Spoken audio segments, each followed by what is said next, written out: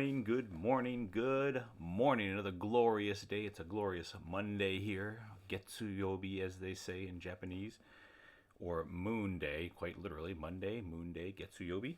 Anyway, I have an exhortation and an admonition for you this morning. I like those words, they sound fancy. In Luke chapter 8, and I'm not going to read all of it, but it started in verse 40. You have the story of Jairus and his daughter, right? And it said that Jesus returned, and the crowd gladly received him, for they were all waiting for him. And a man named Jairus, who was ruler of the synagogue, came and fell at Jesus' feet and begged him to come to his house, for he had an only daughter, about 12 years of age, and she was dying. So Jesus said, I'm going to come, and I will heal her. And while he's going, there is the woman who had the blood, the issue of blood, as they say, and she touched the hem of his garment, and she was healed. And Jesus stopped, and she explains her history to him. And he says, Daughter, be of good cheer. Your faith has made you well. Go in peace and be whole of this plague.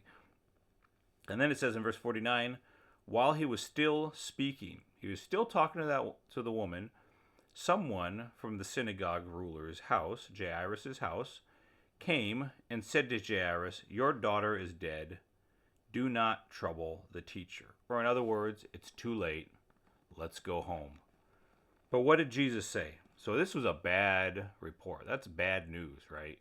He had faith. He stretched himself. He stood out on something in faith. You know, he might have gone to doctors before and all that stuff. But he stood out, in this case, in faith. Kind of stretched his neck out and was like, all right, I'm coming out and I'm believing for something. Lord, I have confidence. I have but faith in you, Lord. I believe that you touch my daughter. You come and she will be healed as you come, Jesus. And then the report comes back. Too late. She's dead.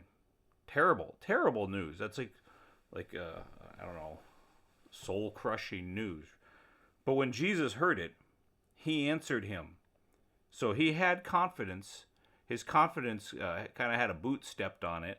But Jesus answered. He answered Jairus. The news came, but Jesus had an answer for the news. He said, do not fear, only believe, and she will be made well. Other ones say, fear not, believe only, and she will be made well. Or as I've heard some people say, if you break down what the meaning of the Greek implies, it's quit fearing, believe only. You have two options. It's either fear or believe. And he said, get that fear out. Don't dwell in fear. You know, sometimes fear can feel crippling or overwhelming. And you got to take the effort of your own will. You are a master over your own will, right? You have authority over your own self, over your own desires, over your own believer. A lot of times you need to surround yourself with the right words and the right influences to help you master your own believer, your own faith. But you can make a decision. Jairus had a decision to make right there.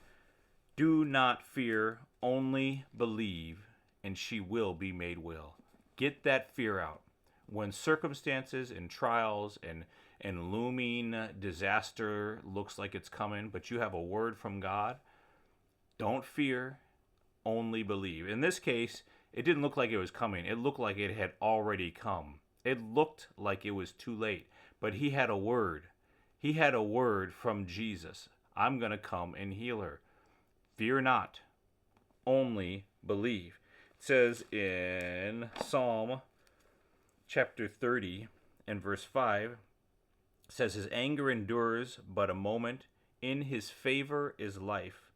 Weeping may endure for a night, but joy comes in the morning.